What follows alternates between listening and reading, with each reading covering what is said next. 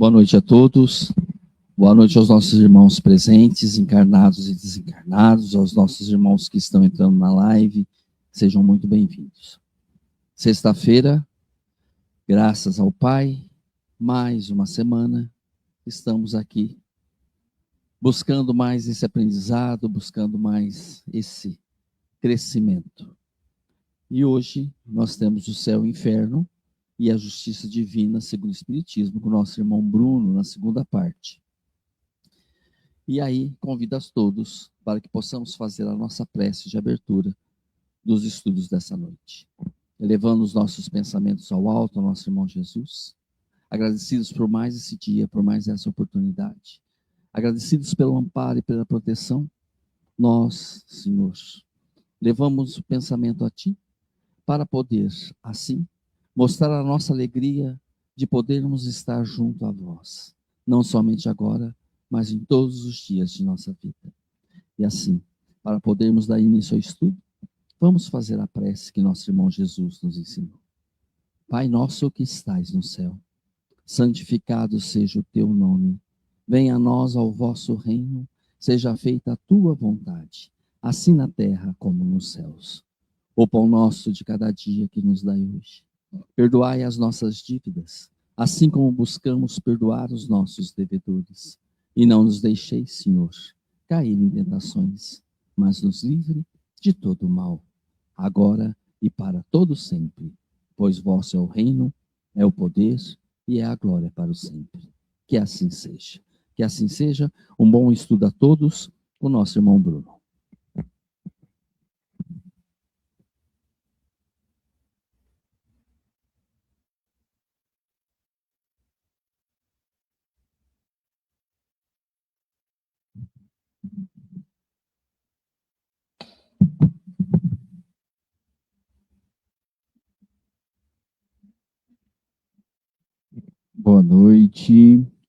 Boa noite aos irmãos que aqui estão, boa noite ao pessoal de casa, aos irmãos desencarnados que aqui se encontram conosco, para mais uma noite de estudo, mais uma noite de aprendizado. Nós entramos num capítulo muito interessante do livro Céu e Inferno, né?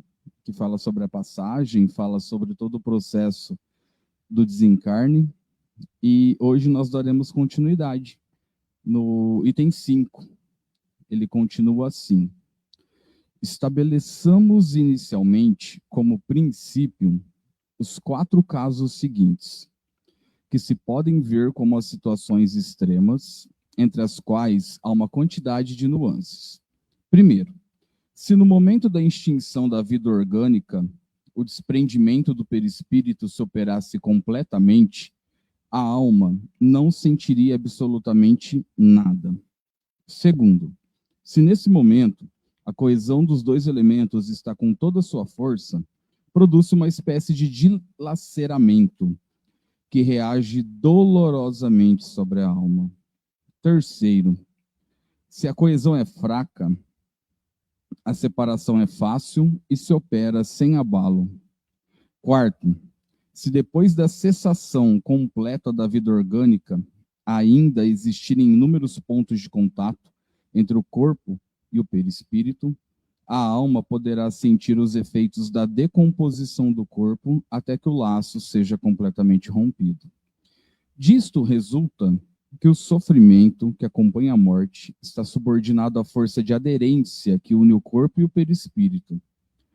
Que tudo que pode ajudar na diminuição dessa força e na rapidez do desprendimento torna a passagem menos penosa. Por fim, que se o desprendimento se opera sem nenhuma dificuldade, a alma não experimenta nenhuma sensação desagradável.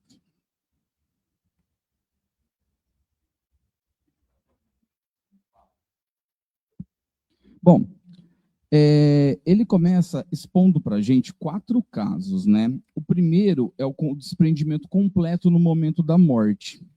É um cenário ideal, porque o espírito já foi desligado moralmente da matéria antes mesmo da morte física acontecer. Então, o corpo cessa e a alma está livre. Isso nos ensina que o sofrimento não está na morte, mas no apego, né? A gente vive uma cultura de apego excessivo ao corpo, né? O culto à juventude, o medo obsessivo de envelhecer, terror da morte como fim. Quanto mais a consciência está colada a esse mundo material, a esse corpo físico, mais difícil é imaginar a continuidade da vida. Então, esse primeiro caso que ele usa como exemplo traz uma pergunta para a gente refletir. A gente está vivendo de que modo se a gente partisse hoje? A gente estaria em paz, né? Para poder fazer toda essa transição. Aí ele traz um segundo caso, que é quando há uma coesão muito forte, quando o laço do perispírito e o corpo está muito intenso. Então, neste caso, o espírito está muito identificado com a matéria. E aí a separação é dolorosa, porque ainda tem uma resistência. E isso não é um castigo, é uma consequência natural, né? E isso dialoga muito com o materialismo extremo, com o egoísmo, com a vida focada em bens, com a vida focada em poder, a ausência de espiritualidade. Só que tem que se destacar que não é a riqueza que causa essa dor, é o apego absoluto aos bens materiais. E hoje a gente vê, né, que as pessoas vivem, muitas delas, como se elas nunca fossem partir. E aí elas acumulam bens materiais como se elas fossem ficar aqui, né? E elas ficam, de um certo modo, elas acabam ficando. Por quê? Porque esse tipo de pessoa com esse tipo de pensamento ignora toda a dimensão espiritual que existe. Então, Kardec faz um alerta quase que pedagógico para a gente. A forma como vivemos vai determinar a forma como partiremos. Aí ele traz o terceiro caso, que já fala da coesão fraca, né? É uma separação fácil, tem um equilíbrio saudável aí. Não é o desprezo pela vida corporal. Afinal, o corpo é a nossa casa também, né? Só que a compreensão de que essa casa, ela é temporária, não é permanente. E aí o espírito cumpriu sua missão, amou, trabalhou, construiu, e ele não se confunde com o corpo. E isso nos chama a desenvolver valores espirituais, né? A gente praticar um desapego consciente, viver mais com responsabilidade, sem idolatrar tanto a matéria. E a espiritualidade verdadeira, ela não vai nos afastar da vida, ela vai nos ensinar a viver com medida, né? Um equilíbrio mesmo. E ele traz um quarto caso, que é os pontos de contato que o espírito ainda mantém com o corpo, né, após a morte. E isso é muito delicado. Se o espírito permanece ligado intensamente ao corpo, mesmo após a morte, ele ainda pode perceber os reflexos da matéria. Só que isso não é uma punição, é um atraso nesse desprendimento. Então, quantas pessoas vivem hoje identificadas com a aparência que a sua identidade se resume ao corpo, né? Quantas pessoas constroem a sua autoestima apenas pela imagem física? Quantas vivem, né, presas à matéria, mesmo quando já deveriam estar libertas? Essa sociedade que a gente vive, infelizmente, está estimulando cada vez mais uma hiperidentificação com o corpo, principalmente após o surgimento das redes sociais, em que as pessoas se comparam, em que as pessoas postam para o outro ver. Essa busca de reconhecimento físico, material, né?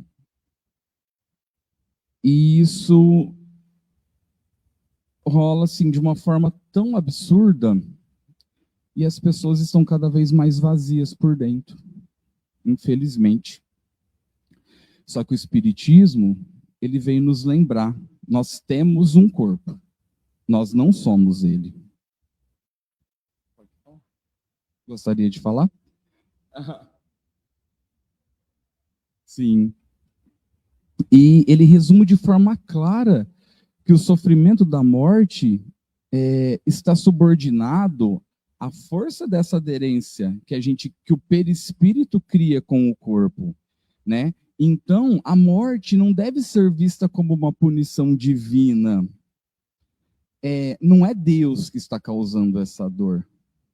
É o grau de apego que vai determinar o nosso processo de transição.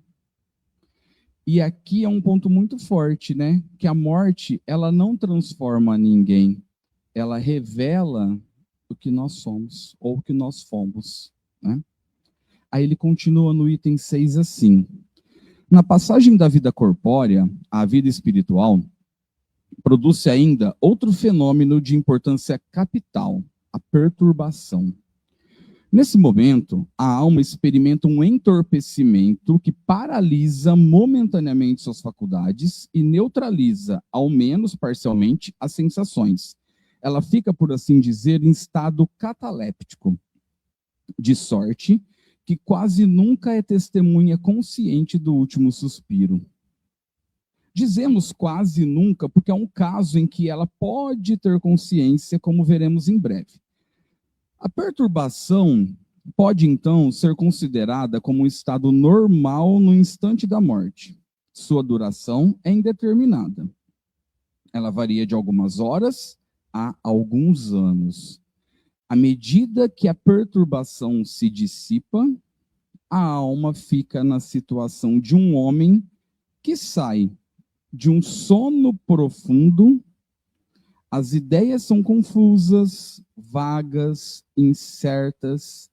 Vê como através de um nevoeiro, pouco a pouco a vista clareia, a memória volta e reconhece a si mesma. Mas esse despertar é bem diferente. De acordo com os indivíduos, nuns é calmo e propicia uma sensação deliciosa. Em outros, é cheio de terror, de ansiedade, e produz o efeito de um horrendo pesadelo. Bom, aqui ele deixa claro para a gente que a morte não é um clique, ela não é instantânea, né? A gente não morre e tem um clique de lucidez. Ah, morri. Ela é transitória. A alma vai experimentar um entorpecimento temporário, ou seja, como alguém que está acordando de um sono bem profundo. Isso é muito bonito, né? Essa comparação. Por quê? A morte é vista aqui como um despertar. Eu estou despertando, só que é um despertar gradual.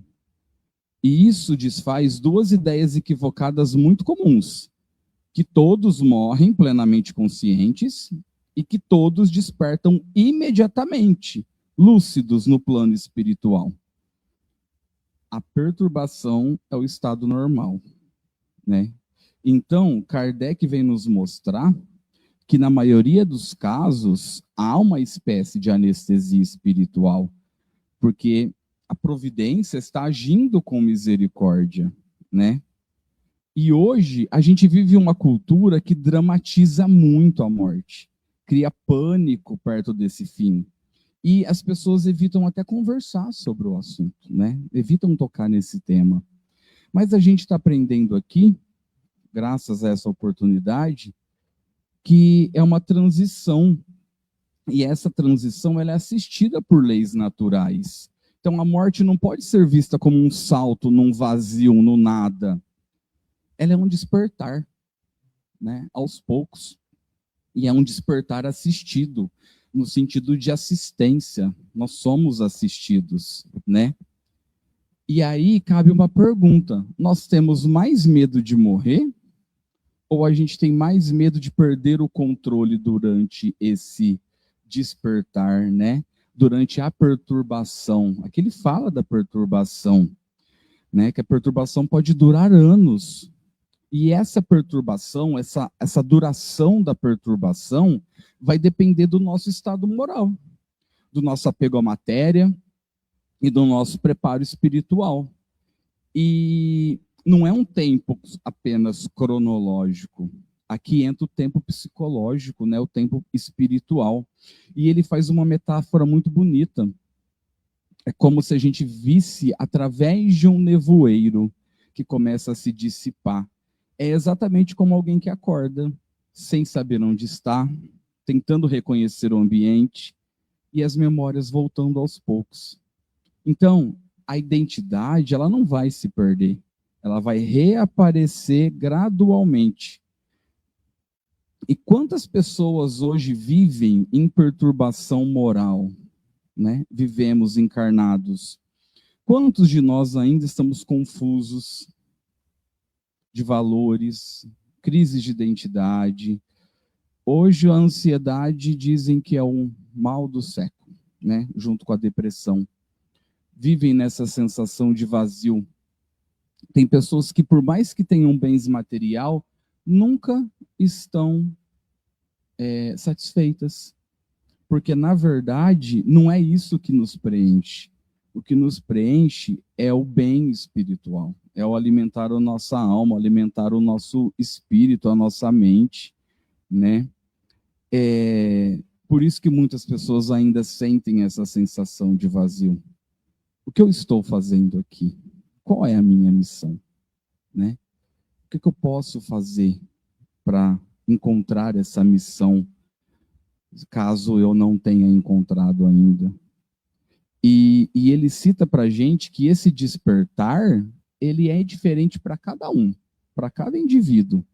Para alguns vai ser calmo, vai ser suave, para outros pode ser muito angustiante, né? E não é Deus quem vai decidir isso, somos nós mesmos. Nós temos o livre-arbítrio de decidir tudo na nossa vida. O que nós colocamos no nosso corpo, o que nós colocamos na nossa mente e a forma como a gente quer fazer essa passagem, né? É o estado íntimo que a gente construiu que vai determinar como nós iremos passar para o outro. Não sei se a gente pode falar outro lado, né, Éder? Não sei como que eu posso dizer passar para o outro lado, para outra dimensão, exatamente. E a morte, ela vai amplificar quem nós somos e quem nós fomos, né?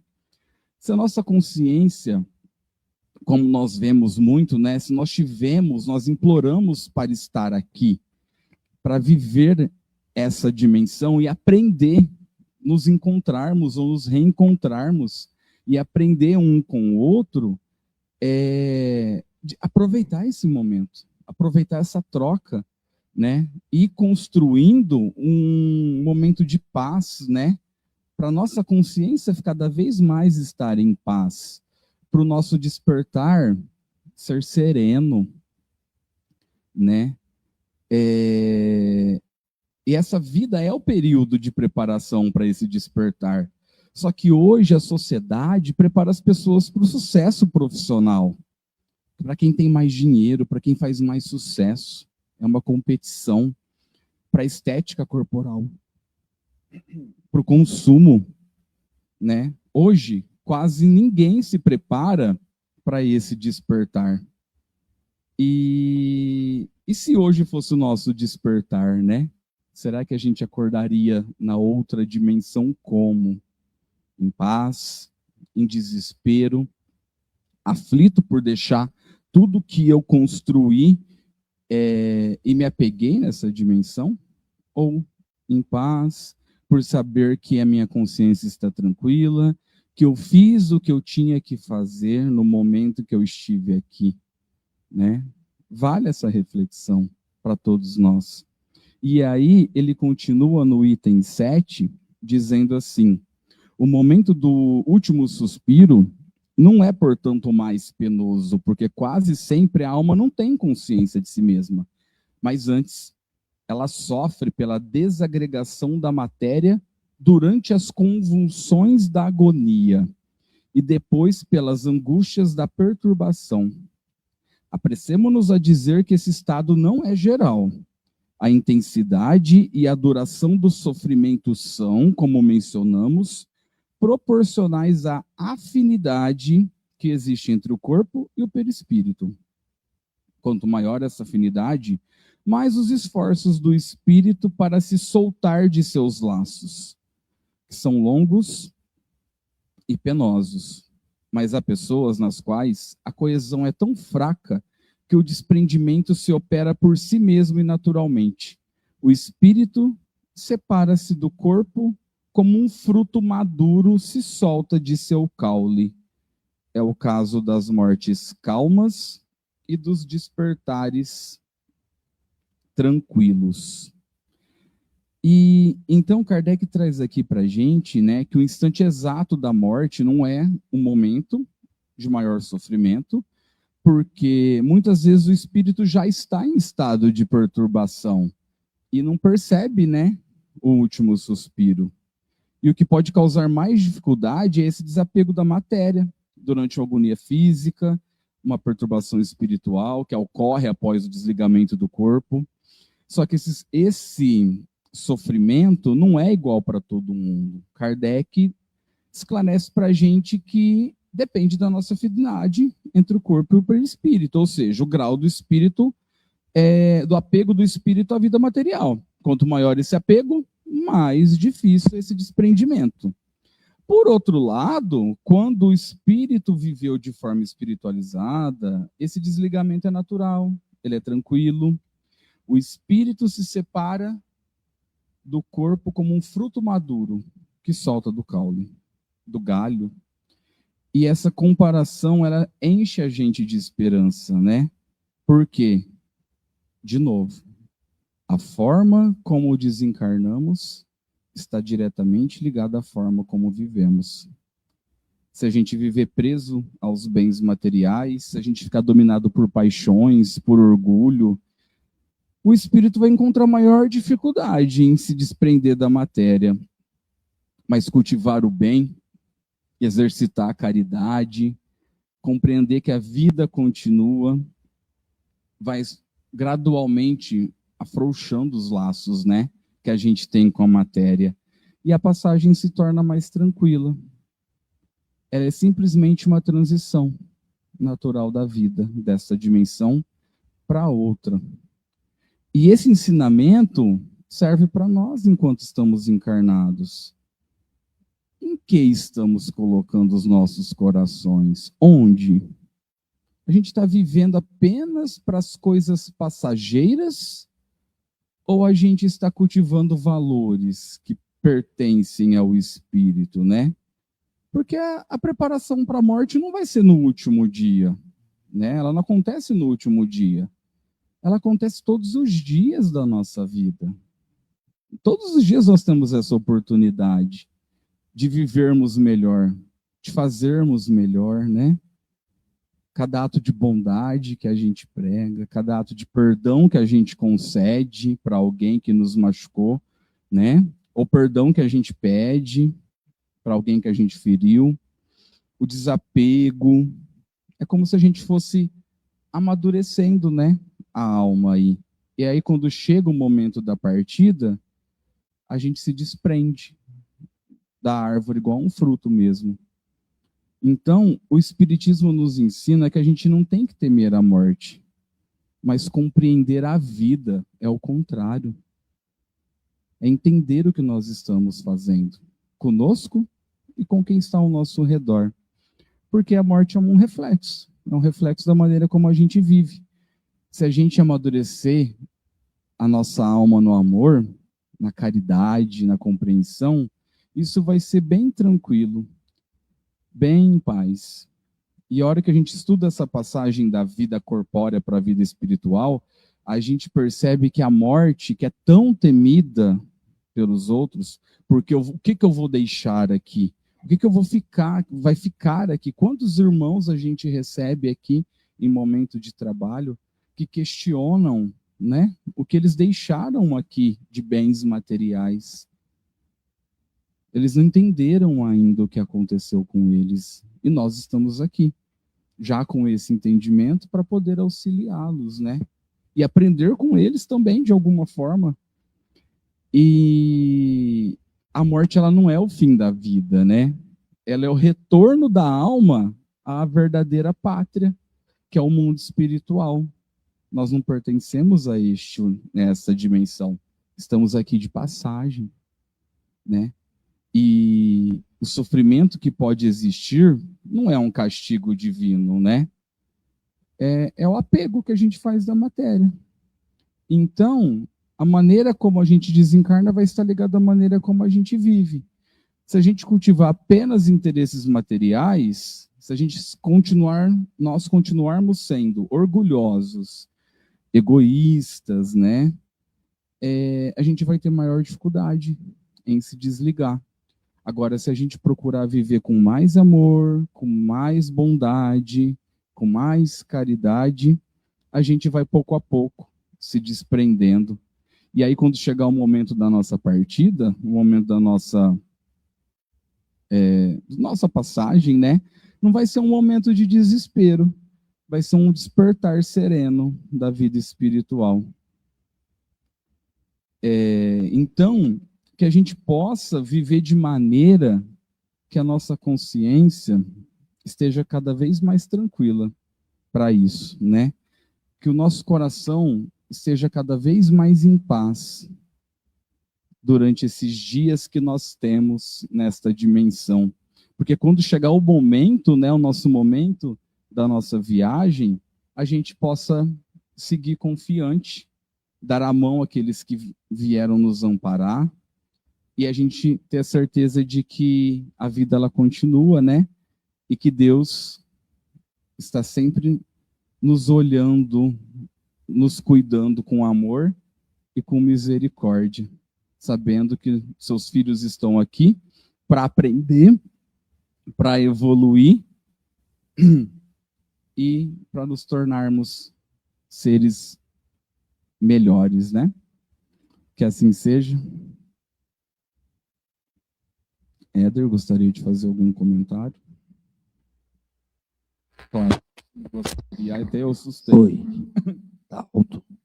Só uma coisa que o Divaldo fala, que quando a gente queria um mentor dele, Ana de Ângeles, dizia para ele, quando for morrer, Divaldo, morra em paz, morra tranquilo. Ele falou, como é que eu vou morrer em paz? Como que eu vou morrer tranquilo? Você precisa, porque é no momento que você mais estiver tranquilo, em paz, é que você vai ter um desligamento melhor. Então a gente tem que estar em paz, tranquilo, para poder realmente fazer esse caminho de volta para casa. Só isso. Obrigado, Éder. Sim, que a gente esteja em paz, que a gente esteja tranquilo, né? Com a nossa consciência tranquila, né? De termos feito uma boa estadia aqui nessa dimensão. Deixa eu dar boa noite para o pessoal de casa. Rosângela Dantas, boa noite. Aí, Firrime, boa noite. Dona Fátima também está aqui. Martadão, boa noite. Tom Scadelai. Marcelo, o quê? O Tom Weathers está reclamando que você agora só entra às sextas-feiras, não entra mais na live durante os outros dias. Olha, segunda eu vou defendê-lo. Segunda-feira ele está indo no centro lá em Ribeirão, tá? Então, por isso que ele não estava na live de segunda para te ver. Quem eu até perdi aqui? Marcelo, boa noite, Lu, Marcelo. O Anésio, boa noite, Anésio. Kênia Silva, Graça, Frangiose. Dona Luísa Locatelli, boa noite. E Marilise Carvalho, boa noite. Tem mais alguém, Éder? Não? Você quer fazer o encerramento? Posso fazer a prece final. Momento de elevarmos as nossas mentes, acalmarmos os nossos corações, agradecer, né, por este momento de luz, por esse momento de estudo, que as lições de hoje nos ajudem a compreender melhor esse grande mistério da vida, que é o desencarne, para que a gente nunca tenha uma passagem, mas que a gente aprenda a valorizar cada instante da nossa existência.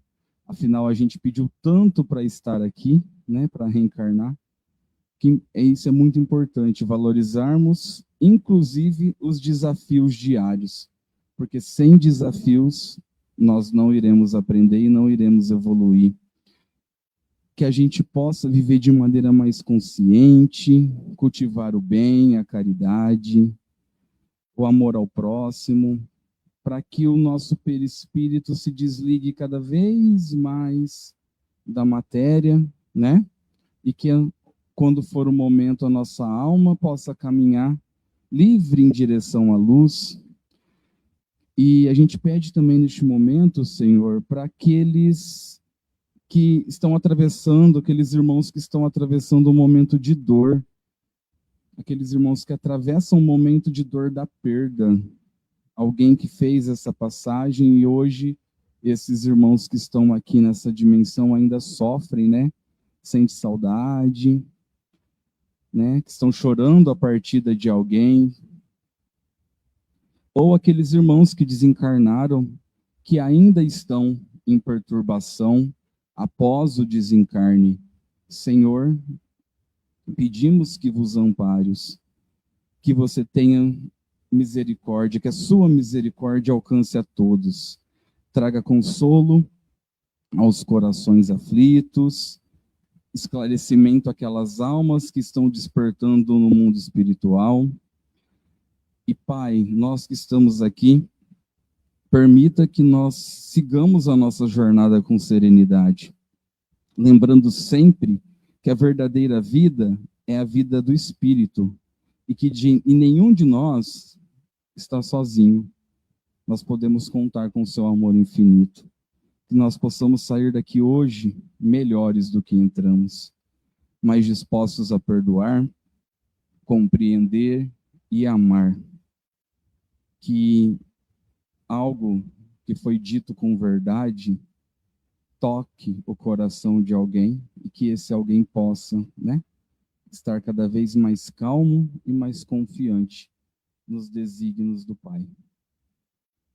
Pai nosso que estais nos céus, santificado seja o vosso nome, venha a nós o vosso reino, seja feita a vossa vontade, assim na terra como no céu.